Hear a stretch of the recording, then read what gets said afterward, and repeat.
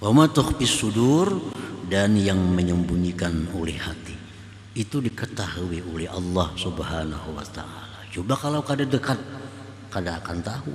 Orang yang paling dekat dengan kita pun kada tahu isi hati kita, tapi Allah tahu. Nah, itu menunjukkan bahwa dekatnya Allah kepada kita lebih dekat dari urat leher kita sendiri. Ya Allah biha, ya Allah biha, ya Allah biha husnul khatimah. Hikmah yang ke-214 dari Al-Hikam, berkata pengarang Imam Ahmad Ibnu Athaillah As-Sakandari rahimahullah wa nafa'ana bi ulumi. Qurbuka minhu an takuna musyahidan li qurbih wa illa fa min aina anta wa wujudu qurbih. Artinya, bermula dekatnya engkau daripada Allah, bahwa engkau menyaksikan dengan mata hati engkau bagi dekatnya Allah itu. Jikalau tidak demikian maksudnya, maka dari manakah engkau dan adanya dekat kepada Allah Subhanahu wa ta'ala? Para muhibbin rahimakumullah, di antara istilah yang dipakai oleh orang-orang arifin adalah al-qurbu, yaitu dekat. Sebagaimana minggu yang lalu al-wusul, sampai. Nah, kemudian dekat.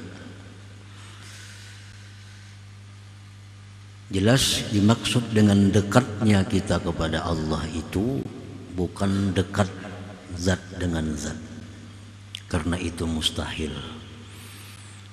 Bukanlah dekatnya kita dengan Allah seperti dekatnya kita dengan kawan kita, dekatnya kita dengan suatu benda. Itu mustahil diartikan demikian.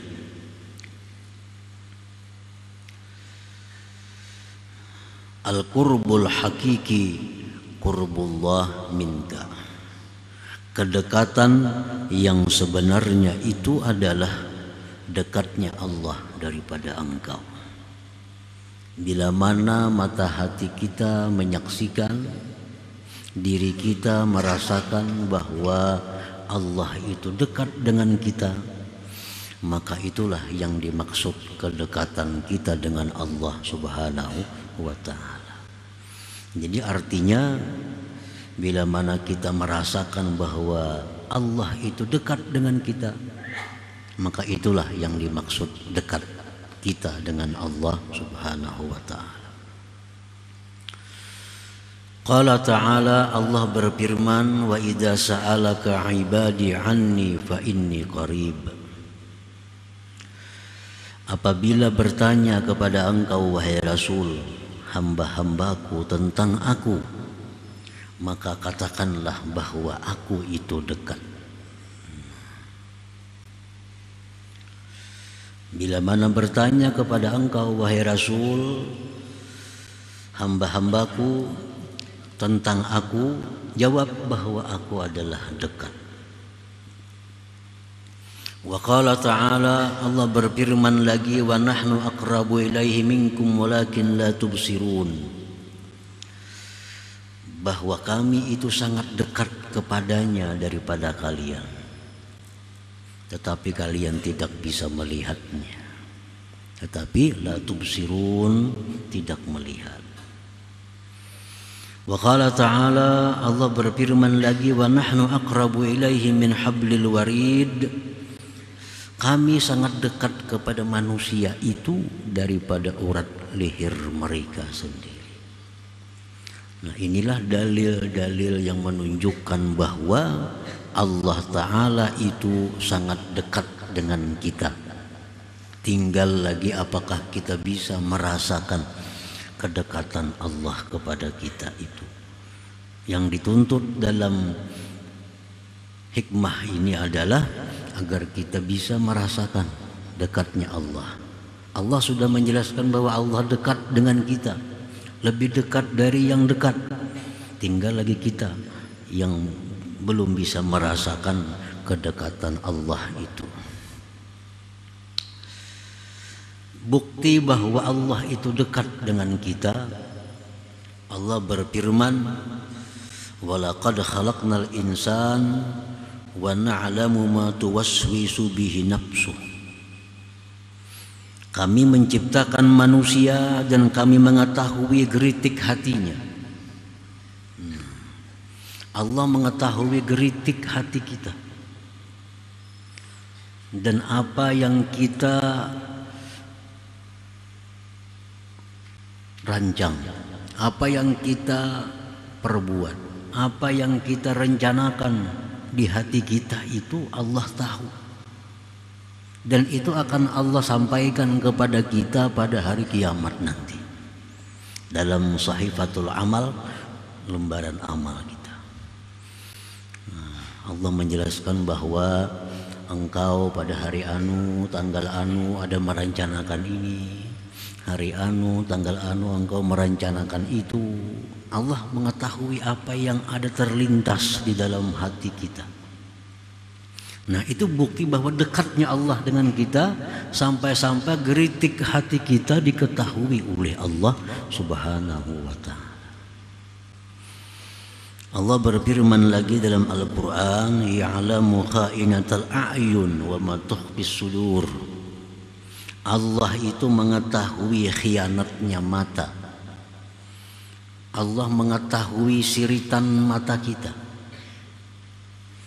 Misal kita menyirit kawan di higa, kawan kada tahu pada kita menyirit. Allah tahu kita menyirit kawan kita itu. Nah, ya'lamu kha'inatal a'yun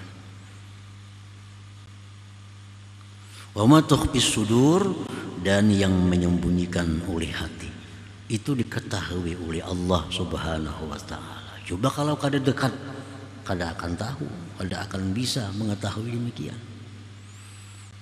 Orang yang paling dekat dengan kita pun kada tahu isi hati kita, tapi Allah tahu. Nah, itu menunjukkan bahwa dekatnya Allah kepada kita lebih dekat dari urat leher kita sendiri. Nah, para muhibbin rahimakumullah,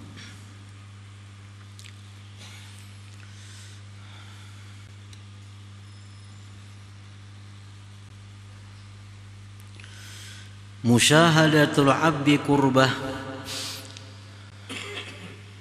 musyahadatul abdi qurbahu ta'ala minhu tusmirul muraqabah.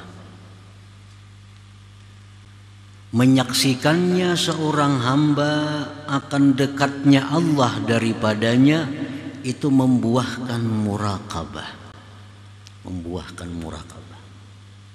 Kalau kita sudah merasa bahwa Allah itu dekat, sangat-sangat dekat, itu akan menimbulkan dalam hati kita yang namanya muraqabah.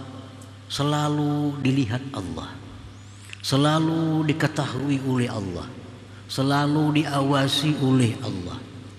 Nah, itu muraqabah timbul dalam hati kita apabila kita sudah menyaksikan dekatnya Allah dengan kita. Nah, jadi ini tusmirul muraqabah, membuahkan muraqabah. Kita kada akan bisa muraqabah kalau sebelum kita merasakan Allah itu dekat. Nah, sudah kita merasakan Allah itu dekat, di situ kita timbul muraqabah, rasa dilihat Tuhan, rasa didengar Tuhan, rasa diawasi selalu oleh Tuhan. Nah, itu muraqabah.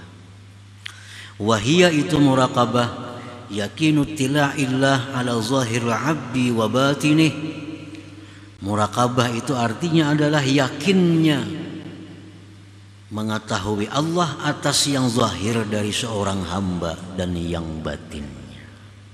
Itu muraqabah. Nah, para muhibbin rahimakumullah, Sayyidina Umar Ibn Khattab radhiyallahu an dalam musafir beliau di padang pasir singgah di penyinggahan, lalu beliau ada melihat seorang budak mengembala kambing. didekati oleh Sayyidina Umar. Wahai budak, jual kepadaku 1 ekor kambing itu. Artinya aku nukari seekor na kambing itu. Ujar si budak, ini kambing milik tuan, bukan milikku. Bagaimana kalau tuanku menanyakan mana kambing? Kurang 1.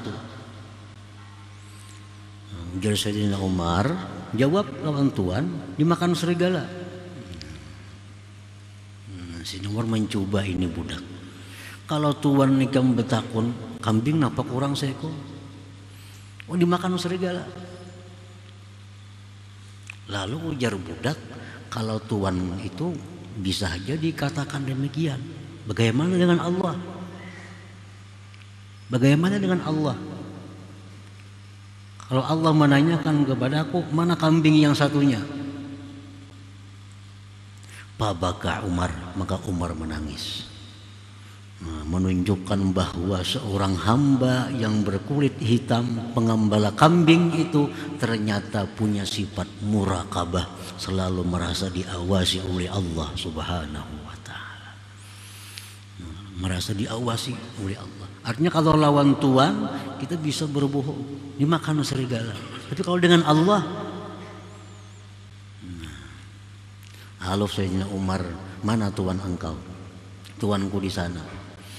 Bawa kepada tuannya. Ujar Umar, wahai tuan, ini budak aku beli. Berapa harganya? Dijual oleh tuannya. Maka budak itu dimerdekakan oleh Sayyidina Umar bin Khattab radhiyallahu anhu. Nah, jadi artinya Allah memberikan ini sifat yang mulia muraqabah kepada seorang budak hitam, seorang hamba sahaya. Yang itu barangkali tidak diberikan Allah kepada orang-orang yang merdeka, kepada orang-orang yang bebas. Itu adalah anugerah Allah yang Allah berikan kepada orang-orang yang Dia kehendaki. Nah, para muhibbin rahimakumullah. Di dalam pasal yang sebelumnya, Imam Ahmad ibnu Athaillah ini menjelaskan tentang wusul, sampai. Nah, sedangkan di hikmah ini yang ke-214 tentang dekat. Mana tingginya 2 kedudukan itu di sisi Allah? Sampai dekat. Nah, kalau sampai itu dijelaskan bahwa sampai itu kita mengetahui, merasakan bahwa segala sesuatu itu adalah perbuatan Allah. Hati kita. Nah, hati kita melihat sesuatu apapun itu merupakan karya Allah. Kalau demikian sudah kita masuk dalam golongan orang-orang yang sampai. Hati jangan diucapkan. Bila diucapkan itu istihza billah, itu bisa jadi maulu-ulu Allah dan bahaya iman kita. Jangan dianggap enteng dengan mulut, dengan lisan. Bisa melihat ada yang kurang bagus atau akhlak orang yang kurang baik, wah itu PL Tuhan. Ini istihza billah, bisa kafir. Ini perkara hati, perkara hati. Fi'lullah. Nah, kita melihat sesuatu, hati kita mengatakan bahwa itu adalah fi'lullah, perbuatan Allah. Nah, itu hati. Jangan dianggap remeh, jangan diulah main-main. Ini bisa menghancurkan iman. Sambil duduk misalnya buat PL Tuhan, jangan PL itu bahaya dengan iman kita. Ini perkara hati. Nah, bila sudah hati kita bisa melihat, hati kita bisa menyaksikan, diri kita bisa merasakan bahwa yang ada ini adalah fi'il Allah, itu sampai. Kita sudah masuk golongan orang wasilin, orang yang sampai walaupun derajat yang paling rendah. Nah, sekarang dekat dengan Allah. Dekat dengan Allah, merasakan kedekatan Allah dengan diri kita. Setiap yang dekat belum tentu sampai. Setiap yang sampai pasti dekat. Nah, ini menunjukkan bahwa martabat usul lebih tinggi daripada martabat al-qurbi atau dekat itu. Lebih tinggi usul. Orang kada akan bisa usul kalau kada qurbi, kalau kada dekat terlebih dahulu. Nah, ini menunjukkan bahwa usul itu adalah target utama kita. Nah, usul target utama kita. Kita mesti sampai ke situ. Kita mesti sampai kepada derajat di mana hati kita menyaksikan bahwa semua itu adalah fi'il Allah. Target utama. Nah, kalau kita belum sampai ke derajat itu, belum sampai ke derajat musyahadah fi'lullah, kita ambil yang di bawah, yaitu menyaksikan kedekatan Allah dengan kita. Nah, ini kalau kada kawa sampai ke usul, barang kita sampai di qurbi ini. Nah, Rasulullah SAW bersabda, "U'budillah ka'annaka tarah, fa illam takun tarah fa innahu yarak." Ini Rasulullah menyampaikan kepada kita target yang utama.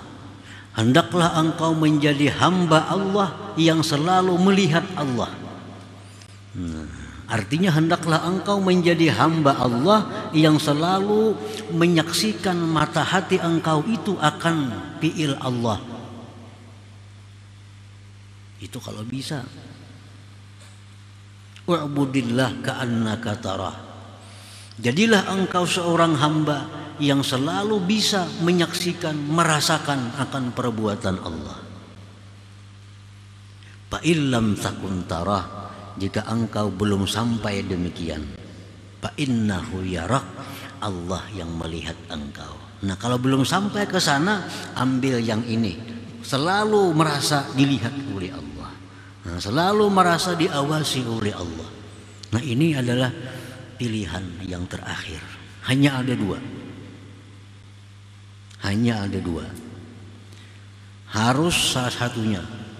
Kalau kita belum bisa menyaksikan segala sesuatu itu adalah perbuatan Allah, belum bisa itu, kita ambil yang kedua, bahwa segala sesuatu gerak-gerik kita ini dilihat oleh Allah Subhanahu wa ta'ala.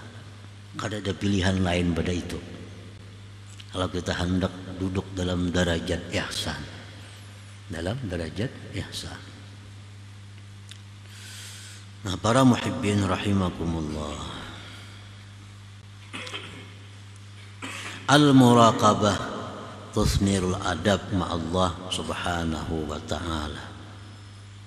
Kalau kita sudah bisa muraqabah tadi, muraqabah, merasa diawasi Allah, merasa selalu dilihat oleh Allah, selalu didengar oleh Allah, itu kita dapatkan dari permulaannya kita merasakan kedekatan Allah dengan kita, dapat kita muraqabah.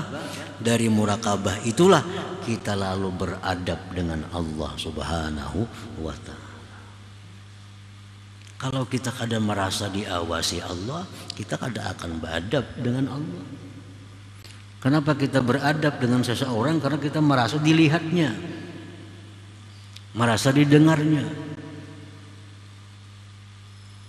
Al-muraqabah tusmirul adab ma'allah subhanahu wa ta'ala. Muraqabah itu membuahkan adab beserta Allah subhanahu wa ta'ala. Nah, para muhibbin rahimakumullah, wal adab ma'allah, bermula adab lawan Tuhan itu, adab dengan Allah itu kal ikhlas, seperti ikhlas. Ini adab dengan Allah. Kita beribadah itu semata-mata murni karena Allah, bukan karena yang lain-lain yang kembali kepada diri kita. Nah, itu ikhlas. Kalau kita beribadah supaya ke surga, itu kembali kepada kita ngarannya. Kalau kita beribadah supaya jangan masuk neraka, itu kembali kepada diri kita. Ikhlas itu adalah murni, bahwa ibadah yang kita lakukan ini adalah karena Allah. Nah, itu adab ma Allah.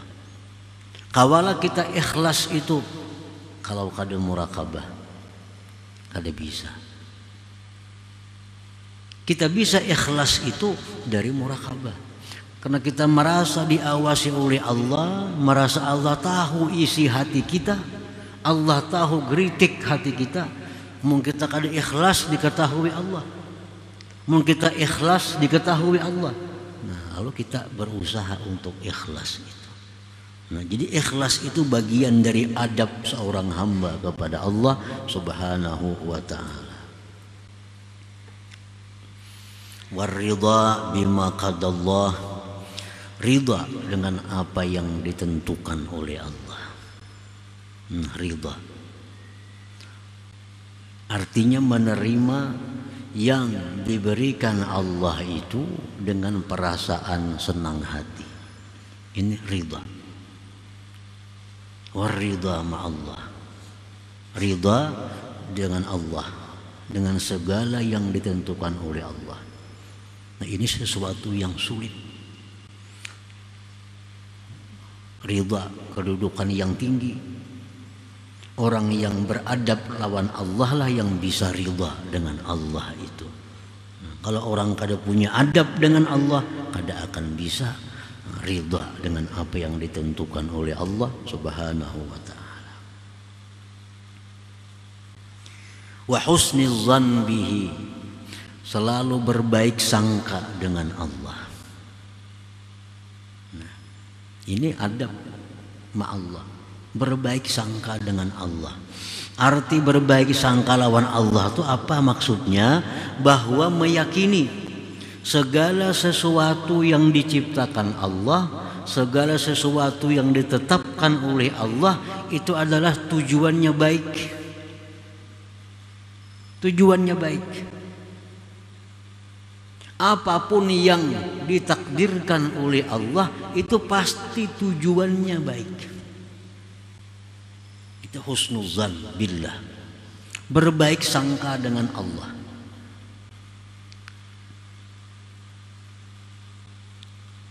Apakah yang diterima dari Allah pasti tujuan Tuhan itu baik. Allah menakdirkan kita berbuat taat, lalu kita bisa taat kepada Allah. Baik. Allah menakdirkan kita berbuat maksiat, tujuan Allah bagus. Agar kita apa dengan maksiat itu? Agar kita sadar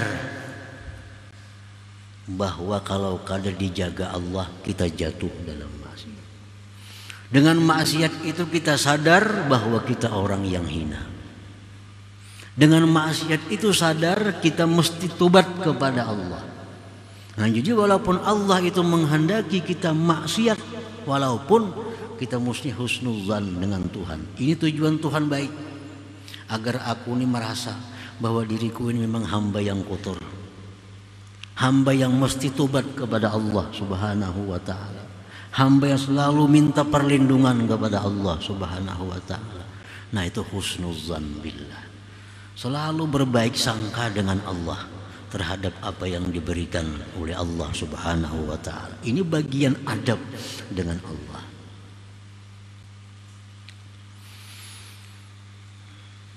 Nah, para muhibbin rahimakumullah, nah itu bagian adab-adab batin, adab-adab hati, ikhlas, ridha, apalagi yakin dengan janji Allah, yakin dengan janji Allah.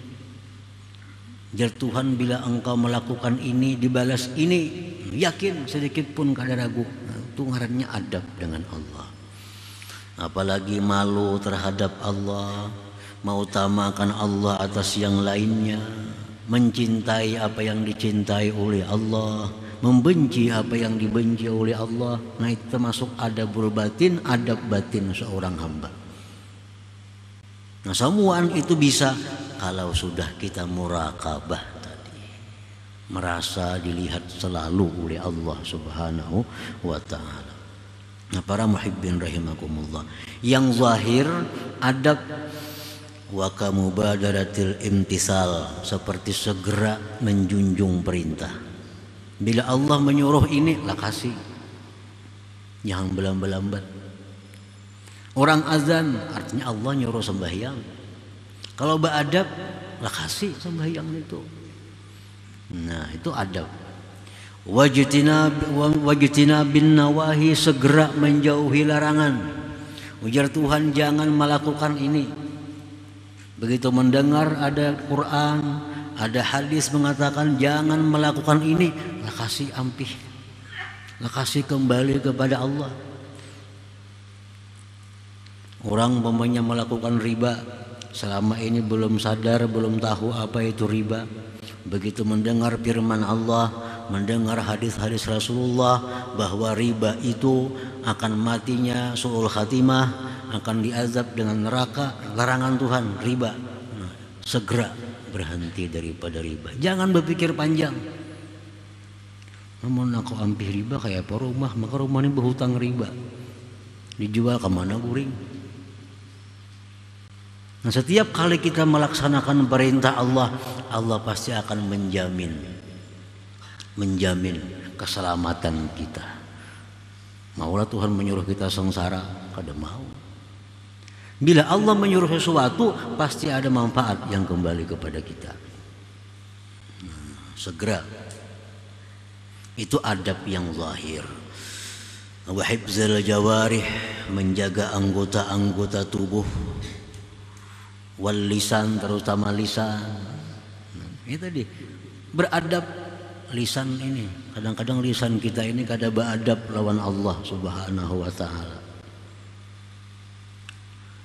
Sesuatu yang bujur menurut hati belum tentu bujur diucapkan. Sesuatu yang mesti diiktikadkan oleh hati belum tentu tepat diucapkan. Karena ada adab masing-masing. Kalau kita melihat anjing misalnya, dalam hati kita ayo itu fi'il Allah. Tapi jangan sekali-kali di mulut kita bahwa anjing itu ciptaan Allah. Itu kada beadab mulut kita. Kada beadab. Walaupun dalam hati kita i'tikadkan bahwa anjing itu adalah perbuatan Allah, ciptaan Allah. Tapi di mulut kita kalau mengatakan anjing itu ciptaan Allah, itu kada beadab dengan Allah. Maka kalau orang bertakun, anjing itu olahan siapa? Nah, jawaban yang benar adalah seluruh binatang yang melata itu ciptaan Allah. Nah, itu beradab dengan Allah. Anjing itu olahan siapa? Olahan Allah. Itu kada beadab walaupun bujur di hati, tapi diucapkan salah. Ada kotoran tahi kambing. Tahi kambing. Dalam hati kita meyakini bahwa itu adalah ciptaan Allah. Dalam hati diucapkan tahi kambing olahan Tuhan, kada beadab lawan Tuhan. Kalau orang bertakun tahi kambing itu olahan siapa? Kambing sebagian olahan Tuhan. Nah, itu beadab lawan Tuhan marahnya. Kambing itu olahan Tuhan. Jadi jangan dikatakan bahwa tahi kambing itu olahan Tuhan, itu kada beadab lawan Tuhan secara syariat lisan kita. Walaupun di hati kita i'tikadkan bahwa itu semua adalah ciptaan Allah.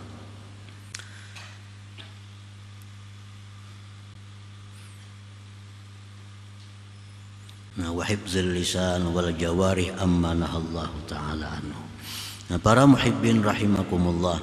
Jadi artinya bahwa merasakan bahwa Allah itu dekat dengan diri kita, itulah namanya dekat dengan Allah. Bila sudah kita merasakan bahwa Allah Ta'ala itu dekat dengan kita, maka kita akan merasa bahwa kita selalu dipantau, dilihat, didengar, diperhatikan, diawasi oleh Allah. Bila kita merasakan dilihat, diawasi oleh Allah, kita akan berhati-hati. Ujar Imam Ghazali mengatakan dalam kitab Ihya, menukil perkataan ulama, kalau orang berbuat maksiat sedangkan dia meyakini Allah Ta'ala melihat, itu orang sangat berani kepada Allah. Orang itu melakukan maksiat padahal dia yakin bahwa Allah melihat, berarti orang ini sangat berani kepada Allah. Sangat berani kepada Allah Subhanahu wa Ta'ala. Nah, jadi membuahkan muraqabah, membuahkan adab kepada Allah Subhanahu wa Ta'ala.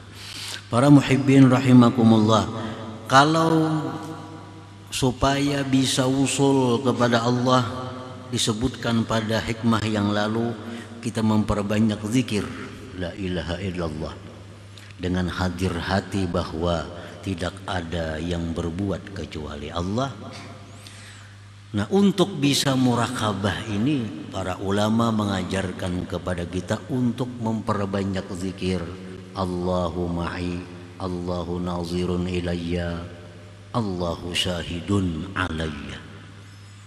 Itu di hati, diulang-ulang supaya bisa muraqabah nih. Allahu ma'i, Allah besertaku. Allahu nazirun ilayya, Allah memandang aku. Allahu syahidun alayya, Allah menyaksikan atasku. Ulangi aja, baca berapa kali sehari. Kayak ini jadi selalu merasa dipandang Allah, merasa disaksikan, diawasi oleh Allah Subhanahu wa Ta'ala. Jikalau untuk usul amaliyahnya la ilaha illallah, perbanyak. Kalau hendak dapat muraqabah ini, nah perbanyaklah zikir Allahu ma'i, Allahu nazirun ilayya, Allahu syahidun alayya. Nah, diulang-ulangi sambil dipaham artinya. Allah beserta aku, Allah memandang aku, Allah menyaksikan atasku. Kalau ada hitungannya berapa kali sehari? Nah, kalau sudah itu mahir, jadi kebiasaan, kena akan timbul kita muraqabah itu, merasa diawasi oleh Allah Subhanahu wa Ta'ala. Nah, kemudian hikmah yang ke-215.